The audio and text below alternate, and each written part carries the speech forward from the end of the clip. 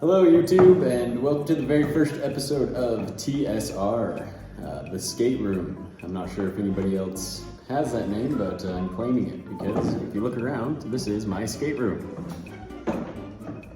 I am a very lucky man, a very dumb man who got the privilege to build a skate park in my basement when I was younger. I was excited, and most of all, I did not know how bad I would be at pouring features. This was before I built skate parks with a professional company, so I wish I would have had that experience beforehand. Anyways, I just essentially sent it and poured some really small features in my basement, and don't get me wrong, they jam. They're fun, but it's a bit of a learning curve. A little bit of a learning curve. Anyways, I want to transform this room into its full potential, and I can think of no greater ally to change than the internet and YouTube mostly. So let's just start putting this baby out and skating it. We're gonna just get right into it, and we're gonna start off with the first episode of TGR.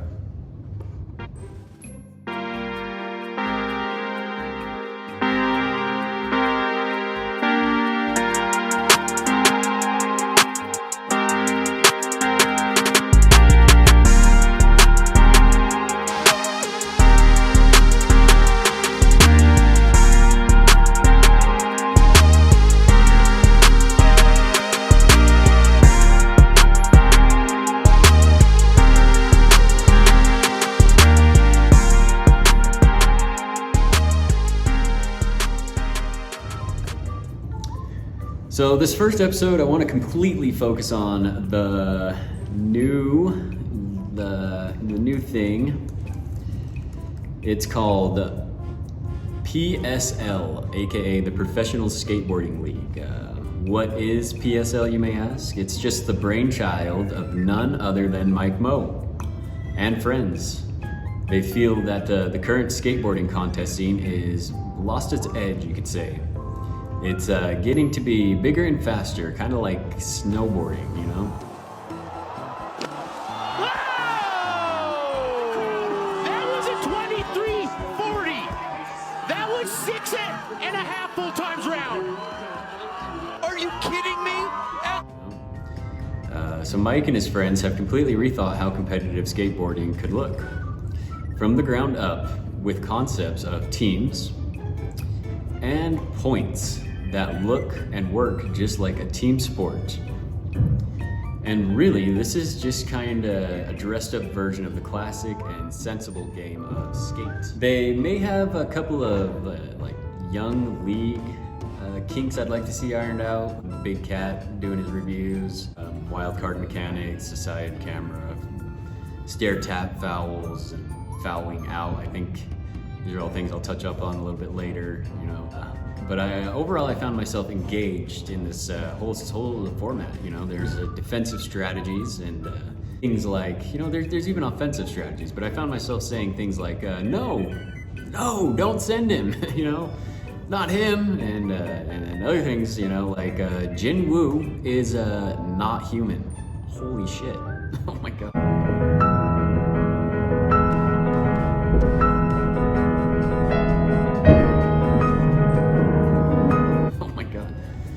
Things that made you realize there's some dudes who are locked the fuck in right now, dude. Locked in, I will say that. Yeah. The matches each had different feel, different pace. I think there's a lot of potential. I'm really excited to kind of get into the first week. There's 3 go just go into game 1 right here.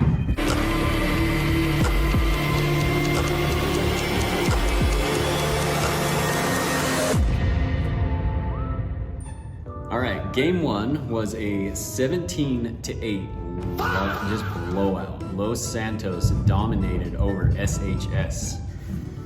SHS had signs of a comeback, but the comeback was ultimately destroyed by what I am now deeming as the true babyface assassin. Sorry, Steph Curry, you know. Jin Woo, holy shit, holy cow. Let me tell you, that young man has the most potential I've seen since Dreadheaded Nija.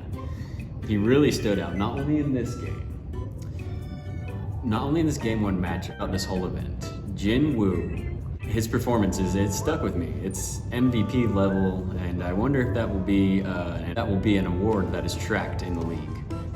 So we'll see. I think he'll win it. Jax needs to go out. So, team captains Felipe Gustavo and Paul Rodriguez faced off in this inaugural game of PSL. And we, the audience, as the average Joes on YouTube, we were treated to what may have been the feel-good story of the whole year, this league. The whole year. Julian Christensen. A man who I can say is really any of us if the card had laid out any other way. So, I mean, really, he's a young father, a committed family man, still loves skating. He was a first-round draft pick, and I guess we're gonna make a big deal out of that, like any other sports league would. So yeah, good for him. I'm stoked for him. That's awesome. He came through for SHS when he was needed, but to be honest, I think this game was more of a tell that SHS needs to tune their lineup versus Los Santos being a juggernaut. Los Santos is they're a well put together team. I think they'll bulldoze their way through any opponent. A team like the Soldiers, I think they could test Los Santos, but only time will tell. We'll have to see that matchup. I think that's next week. That'll be cool. But just to break it down. All right, let's see. The first successful point in PSL history was a doozy. At a Big Cat review, it was a controversial ruling, so yeah, let's not pay too much close of attention to that, I guess. Los Santos couldn't miss anything on offense, and just like fighting in a dream, SHS could not react, and things got out of hand. When Felipe, Gustavo, and Jin Woo hit back-to-back wild cards, that put Los Santos up 10-2 going into the second half. Oh my gosh, yeah, that ended the second quarter. So the third quarter was the only point where SHS put up any offensive attack, bringing the game to 14-7 before Los Santos essentially put it away at the top of the fourth with an additional 3 points. In the end, SHS just couldn't, they just didn't have enough. I don't know if I can say this, but I feel like they didn't have enough diversity in their group. Maybe P-Rod should look at some different areas of the skate community to find his team, but who knows, they are just not enough right now. So Los Santos will probably win this whole thing after that dominant performance. That's what I'm thinking at the end of the year, and I'll probably have to go put some money on that. So okay, alrighty. Getting into game 2, Tropics versus Wolverines. It was a nice change of pace from game 1. This match was shorter overall, but no blowout quarters for either team. That kind of helped the game maintain a competitive feel. A match featuring big names, 2 Skater of the Years in Chris Jocelyn and Jamie Foy, which if you watched the broadcast, I'm sure you knew that, because that's all they talk about. But old heads like Chris Colburn and style masters like Trevor Golden and Taylor McClung, like holy cow, they're McClungs, dude, I haven't seen them. Christian Jordan, holy shit. Kid past that J, you know what I'm saying? I'm not gonna lie, when I saw Christian Jordan's drafted segment, I could swear I could see a little bit of your young Rick McCrank kinda, some old school ruggedness he had. There's something about the kid's swagger and style, and I think he'll be a fun skater to watch grow up. The first defensive possession was completely missed by the camera, actually. It was, that's a big flub for the camera crew, don't you think? They had Dufresne's dapping up all the kids, and they couldn't get Jocelyn's defensive 180, but okay, whatever. Speaking of Dufresne's, I respect this guy's style, but that frontside flip, air ball, that was indefensible. Like, why did he even drop in? That was the biggest miss, and it cost the Tropics the game, if you ask me, because if he hits this frontside flip, the game is 8-8. There's a chance the game's 8-7, Tropics win, go at the end of the fourth, so who knows. Dufresne's, he was a big liability in this game. Leads the Tropics in points and offensive tricks landed, but a guy like that is incredibly valuable to his team, but I can see him being a double-edged sword where, he'll win you a game, but he could also lose you a game, so. But honestly, every skater in this league has that potential, and that's a good thing, I'd say, so. Right, Trevor Jinwoo Colden. Holy cow, that guy's so automatic, it's almost robotic. There's a coldness to his game, you could say. But overall, the current wildcard era, I'd like to see the 3 wildcards reset at halftime, like timeouts in any other sports game. I think it's visually satisfying to see those lines fill back up. In all other sports, timeouts are restocked at halftime. But overall, I have to be okay with the current rules. I see the challenge of using them strategically, only having 3 through the whole game. I feel like matches could swing big time if you were to switch to having a reload at halftime, because having 3 wild cards per half could give some big points to each team. So, seeing Cookie Colburn, he was cool. He's lucky he didn't cost his team the win. He kind of was pulling some shenanigans there at the end of it. That's all I gotta say. He subbed in right at the top of the 4th, and he was cold as heck. So, and kind of same with Taylor McClung. Like, I don't know why they, sat for 3 quarters and then came in to kind of finish the game out. That was a sketchy move. They're lucky they got the win. Both of them had back-to-back misses, and that essentially sent us to overtime, for a sudden death overtime PSL. And here's where things get a little confusing. Now, I have no idea what they're wanting, this extra inning, period, quarter, round. I don't know what they're classifying these, but I don't know what they want it to look like. It sounds like the creators have a loose idea of what they're working on, and I'll kind of just let Sean Malto explain it. So, I think this is how this works, because we are in uncharted territory right here. Yeah. But I think this is the only way the contest can end in a make. If the Tropics do a trick, and the Wolverines match, I think they win. Is to start the overtime period, Trevor Jinwoo would never. Colden missed his offensive possession, giving it over to the Wolverines, who then let Jocelyn blam a fakey tray from the freaking logo. Oh, I don't even know what that means, but I mean, he bombed that thing. It was huge. I actually think there should be lines at the takeoff or the landing area that indicate you're going for more points, like a 3-pointer, because I mean, that was a 3-point tray if I ever seen one. Fakey tray. So like a 3-pointer loading up the bases, just something to kind of make it worth more. Team captain Foy, he drops in, gave it a really bad attempt on that fakey tray, essentially throwing the game away. I just don't think he's got that robotic killer, cutthroat end the game vibe, so I don't know why they sent him in. He's a good time though. I like Jamie a lot. Anyways, I'm enjoying these matches a lot. Final score: Tropics 8, Wolverines 9. All right, so we're gonna get into this final game. Game 3: Nyjah Houston Soldiers versus Zach Saraceno's Lithium. This was another tight match. It turned into a low-scoring affair, really. The Soldiers pulled out the win, 7-5. The first quarter was tough for Lithium. They put up a good offensive possession, but the Soldiers successfully defended every trick. To counter, the Soldiers put up the majority of their points in this first quarter, with Deshaun Jordan giving up the majority of the points for. Yeah, it was a tough first quarter for them. Though he did successfully defend that laser flip that Mickey Pop-Up threw down, and that was amazing. And he almost backed it up on Martinez's fakey frontside flip, which that was pretty sweet. That leads us to a big improvement that I feel like it needs to be made, and that's this trick review by Big Cat. Now, I know that money could be tight for an event like this, staff could be tight, so it's not unreal that this is just how things are right now. But I can't see that. Why does Big Cat have to walk all the way over to the tent, and talk to himself essentially? Because who is he conferring with? And the process seems unrefined at this point, and I think we all know it. Having another ref on the floor with Big Cat could help make that process more efficient, in my opinion. All